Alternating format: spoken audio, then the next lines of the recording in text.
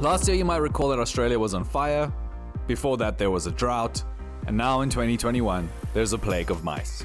Despite the best efforts of the farmers of southeastern Australia, which includes the laying of tons of poison bait and setting traps that catch thousands of mice a night, this mouse plague has been developing for months and has recently reached a thoroughly biblical scale. Viral videos and the alarming news headlines referencing the possibility of like a zombie-style invasion of the cities created enough bad PR to spur the local government into action, or maybe into the realms of overreaction, because they're now advocating the use of as much as 10,000 litres of a banned super poison.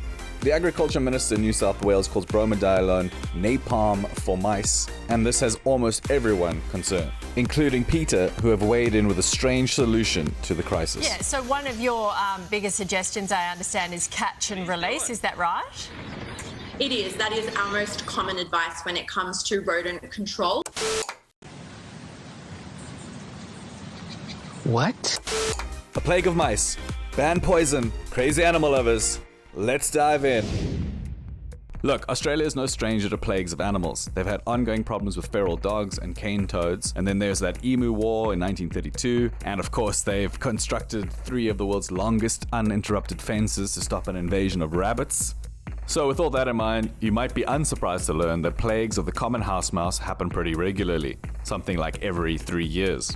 But the plague of 2021 is different simply because of its sheer scale. Billions of mice are literally coating the farmlands of southeastern Australia. While concentrations obviously vary, there are many reports of furry blankets covering parts of roads and farms, and the videos back up these claims.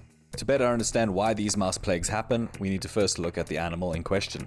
The common house mouse is an invasive alien that came to Australia with European explorers and settlers, possibly as early as 1606, but was definitely present by the 1800s. While many local animals eat or successfully compete with mice, the mouse has a critical advantage over them. They thrive among human settlements. The vast majority of Australian animals do not share this trait. Mice are also resilient, fairly intelligent, and omnivorous. But above all, they are incredibly rapid breeders. A female can give birth around every 20 days. Each litter contains anywhere between 6 and 14 pups, and these babies will themselves be able to reproduce in around 40 days.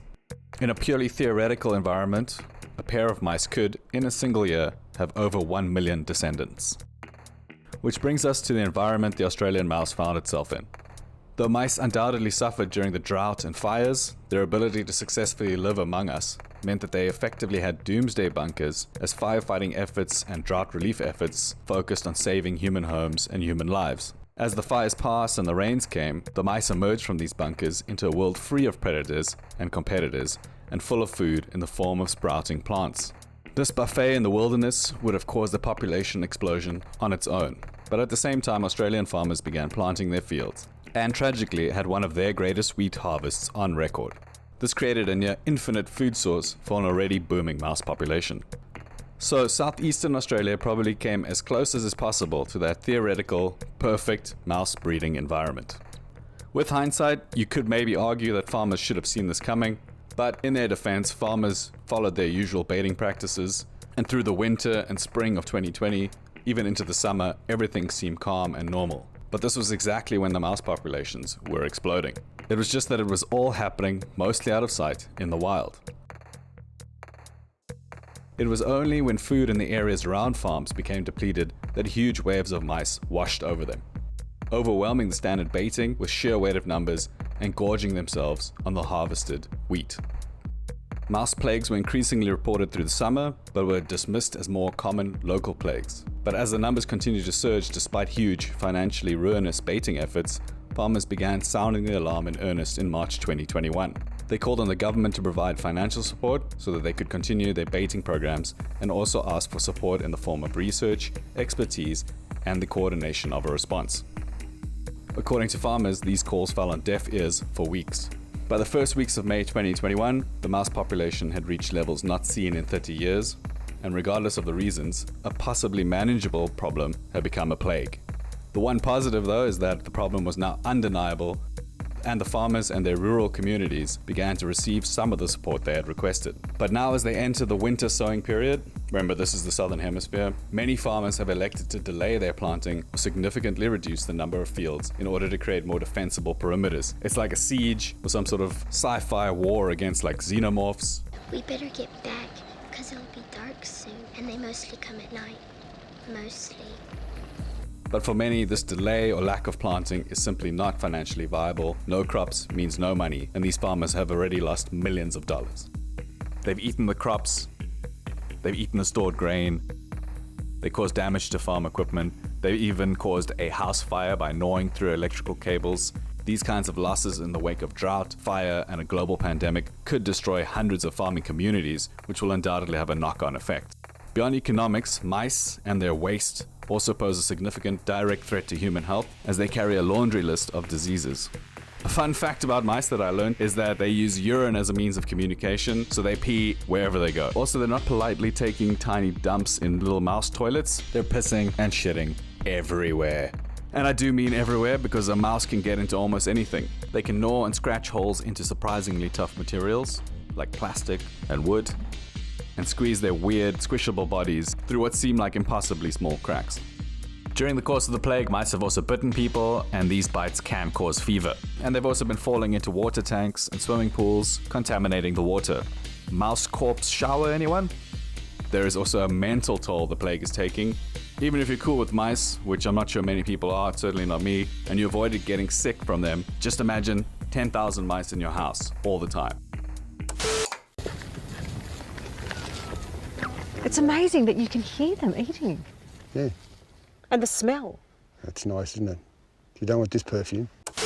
You hear them running around the bedroom, and you hear them rustling as they're running across the pillow. No. It is taking a toll on our sleep pattern. They just sap away your self-confidence and the way you feel about yourself, because it's just constant every day. Because we had a drought, then we had COVID lockdown, then we had floods, now we've got these hideous things. So I worry about how my kids and how my community are coping. With mounting pressure not only from rural communities, but from fearful city dwellers, politicians sprang into action in early May. There is no amount of money on this earth that will make the mice go away. But fast forward 2 days, the minister has put $50 million on the table. We're going to go the whole hog as a government. And probably looking for something dramatic and cost-effective and quick, New South Wales Agriculture Minister Adam Marshall struck on the idea of reintroducing the banned poison bromadiolone. Something that is super strength, the equivalent of napalm, to just blast these mice into oblivion. From what I've read, bromadiolone is an awesome rodenticide. This is because it is chemically stable and the bait will remain lethal in the environment for weeks.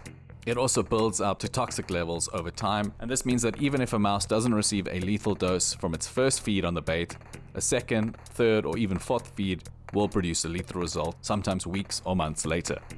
A poisoned mouse will lose the ability to form blood clots and eventually bleed to death.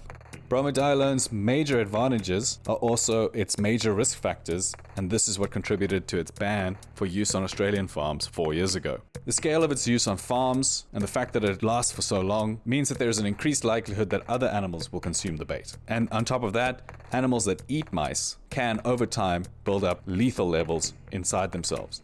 These animals include pets, like dogs and cats, livestock like pigs that eat carcasses, and of course, wild animals like eagles, snakes, even fish. There is also evidence to suggest that bromadiolone can build up in the environment and in the water supply.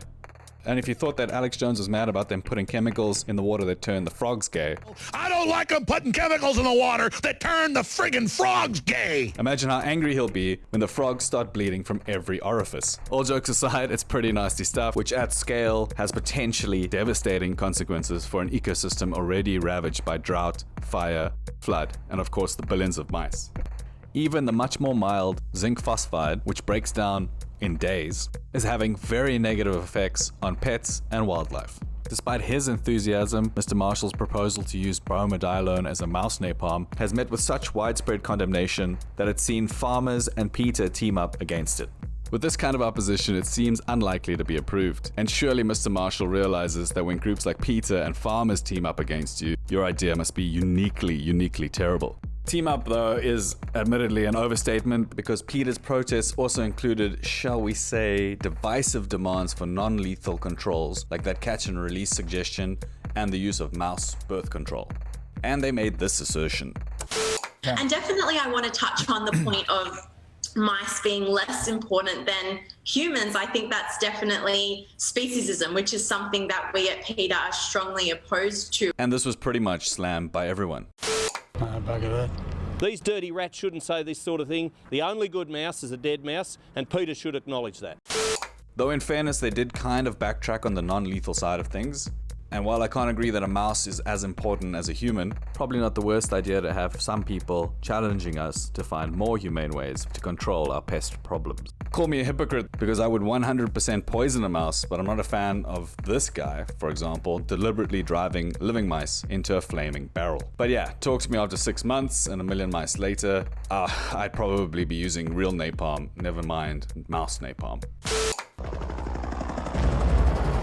I love the smell of napalm in the morning. There is very little chance of a mouse plague hitting a major city. The ecosystem in the cities did not suffer the massive disruptions that rural areas did, and so all the checks on mouse populations remain in place. An outside invasion is possible, but it's very unlikely. The distances involved are gigantic when put into mouse scale, and country mice are not adapted to life in the city, where they will be outcompeted by their city cousins. And hell, the city mice and the rats, which we haven't even talked about, will probably eat more country mice than cats and dogs do. So it seems that unless something completely unexpected happens, there will be no furry blanket for the Sydney Opera House. Unless it's some kind of celebratory artwork made from the carcasses of dead mice for when the plague is finally defeated. I'm sure that PETA would love that. It's not just me saying that the cities are going to be safe. Most experts agree, though I must say that many of them have suspiciously mouse-like characteristics. And there you have it. That's what I was able to uncover about Australia's mouse plague. All we can do now is, from a distance, fortunately for us, wait and see how things play out. Hopefully, now that the gears of government are grinding forward slowly, the farmers will receive the financial aid they require to live through another year. The coordination efforts, the baiting efforts will slowly bring the mouse population under control, and it'll all be done, hopefully, fingers crossed, without poisoning the ecosystem. In the longer term, there's talk of biocontrols, like tailor-made diseases that kill or sterilize the mice. You know, what could go wrong with a virus, a man-made virus? Question time. For $1 million US, how many days are you staying in a farmhouse in the middle of mouse country? I think I could last a day and a night, but I'd be jogging back to Sydney the next morning. Next question. Am I being too nice to the farmers? I don't know all the politics on the ground. So yeah, should they have been better prepared? Should they have known that this was going to happen? Are they milking this to get money out of the government, like this opinion piece suggests? Fill in the blanks for me. And as always, if you have something else to add, or if I got something wrong, please let me know in the comments below. I would love to hear from you. Thanks, guys.